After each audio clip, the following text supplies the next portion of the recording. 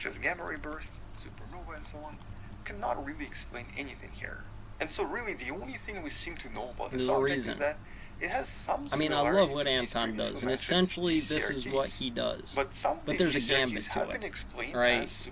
We're still racing to what it is, and we don't necessarily have all the information physically here, let alone in law, or what could possibly happen in pre-crime with Tom Cruise over here. Dealing, Edge of Tomorrow, inside of what happens here about this master gambit that exists. And that's essentially what this would be. You know, here we're looking at maybe not Carl Magnuson, but this is certainly somebody who's played Carl Magnuson before. The target audience for this video is about 1,500 rating and That's not what I'm looking for, buddy. I appreciate it, but no. Let's see if we can find something good. I was actually looking for him. There we go. This is the chess master. Okay. Let's actually get to the game. So they're going to get going. Chess opener. Tries list of Grandmaster level. This is the dragon. Alright, so good. Apparently you did get back into it. Great. But this is the guy I'm looking for. Yeah, when you start this game of chess, it doesn't matter which pawn or knight you move with. It has to be one of the pawns, or it has to be a knight. And it really doesn't matter what gambit you create. You're going to have a limit of 10 gambits off of the first move before all those divergent flows start to break into the game, which 10 to the 32nd Grandmaster, you know, and if you actually knew that, you would sit there with the book and watch the game being played to say, well, I'm black or I'm white, and this is the direction that I could go based off of the law. It's like, if these things do this, there's going to be a result. Are there multiple games that can be played from there? Yeah, but that's why they call it a gambit. If I do this, and then this person does this, it correlates to a very specific gambit game that can be made. So I would expect a Grandmaster to have this master gambit in hand. That's how I train the gambit. This is actually not a fifth dimensional Terminator gambit game, which is actually this game of chess. This would be a sixth dimensional gambit, realistically. If we're going to talk about it in this way, then this would actually have more dimensions than the limit of this chess game, or even the program of how to be able to program the computer to do this. I like to move it. There would be more dimensions in it, but basically you would have to program the computer GPT-3 to be alpha 0. And imagine at some point in time in its internal program, it's just so much information that it's going to mass you out in a big time hurry about how many games can be played at once. But I'm going to play it off as if this is one turbulent flow, and then I'm going to say, hey, there's not only gambits in here, but there's phase gambits as well. There's, so that's how you catch a rook with a king in check with a knight. And if I can present that information, and it seems like that strategy as well, I could play a phase game where eventually the gambit is to get the power pieces out of the way and then raise a pawn to catch a queen inside of here. That radically changes the power dynamics of the end result of that game. There's a few of them like that. I'm just not that proficient in chess. I played it a few times, but you know, I'm actually not bad at it, but in terms of Carl Magnuson, no, probably he'd destroy me on that board, especially in a time game. Just as in the ranks and files of normal chess.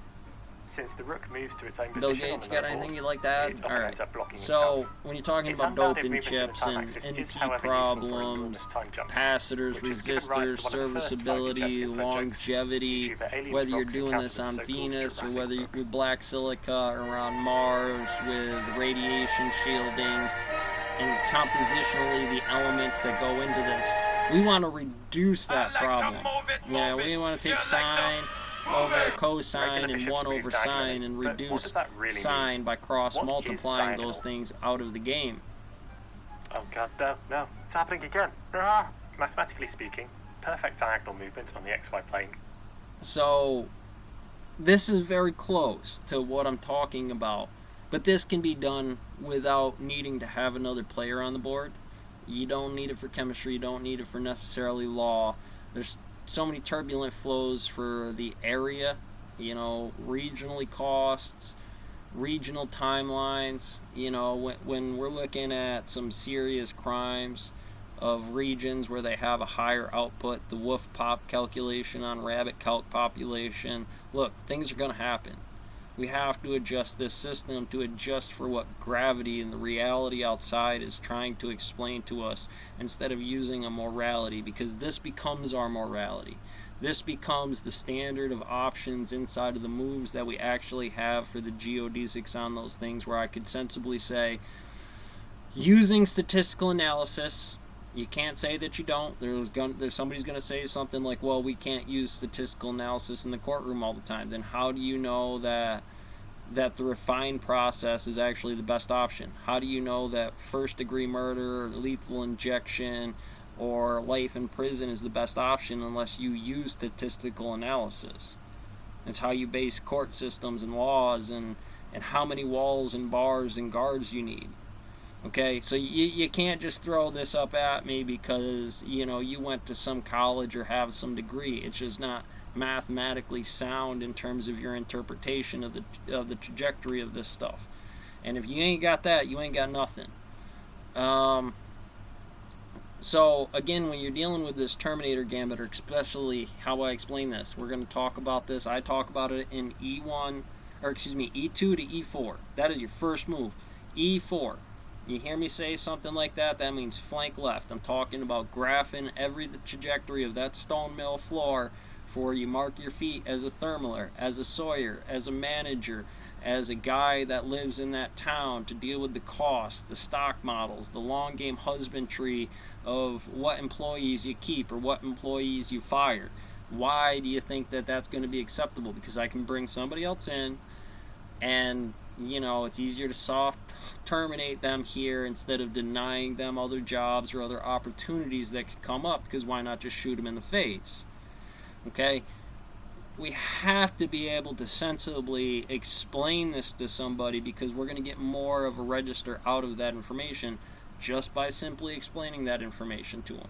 Hopefully, even if this was a murder suspect, or, pedophilia, great, even better. That should be even an easier variable on what this is to deal with, while your ass is going to sit down in the fucking clink for a good long little while, get your dick kicked in for a little while. Obviously, I'm using a metaphor or prephasing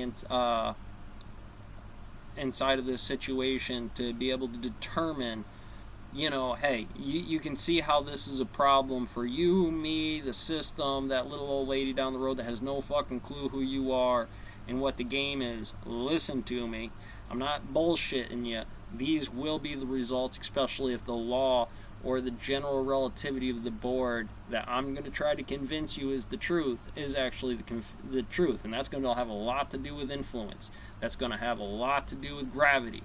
That's going to have a lot to do with pride, lust, envy, greed, vanity, and the other two sins that go into this. In terms of just standard models, I'm going to say, instead of the 7 deadlies, I'm going to talk about the 7 STEM problems, right? Got Beals, Fermat's Beals, NP, air turbulence, Nova Strokers, and a few others that go into this game that really say, hey, look, I'm not just using those as raw math problems. We can parallel those in real life and talk about all of them from any one situation. Let's talk about the air turbulence that you're going to have a problem talking about, and as you are a piece on this material, what limitations you're going to have that have very fixed mechanical designs. And I'm going to try to my best to tell you what those vector positions on the cosmic radiation background look like here. As an interrogator over there, they're trying to convince you by presenting you why it's beneficial. Here I'm not talking about it in a negative light, I'm talking it in a neutral light, as an operator on either side of that. Now look, I got to get the information, but that information is presented in a way that by doing this, I'm still being honest with you. It's like, look, downtown this is going to be a problem. You know it's going to be a problem. I've looked right at you, Larry, or whoever inside here, the imaginary Larry that we bring up inside here, and say, hey, you know, this is the job. This is the place where you work. You got these guys over here that are making this much, and then you're going to find out facts about that. Could you really say that as an interrogator if it's like, well, they make the same amount of you? How the hell can they make the same amount of me if they've been here for 10 years and I just started?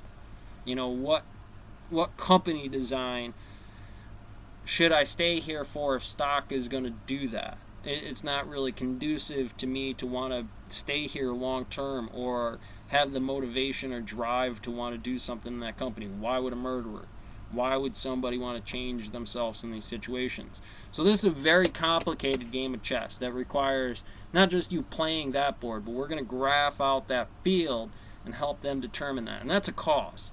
That's a drag on me that I have to do that for you, and I'm going to make sure I get that out of you. That's not free. I just don't do that for people. If anything, you're going to be one of my pieces on this board. When I ask you to do something, you're going to move that way, right? E1 to E2, correct?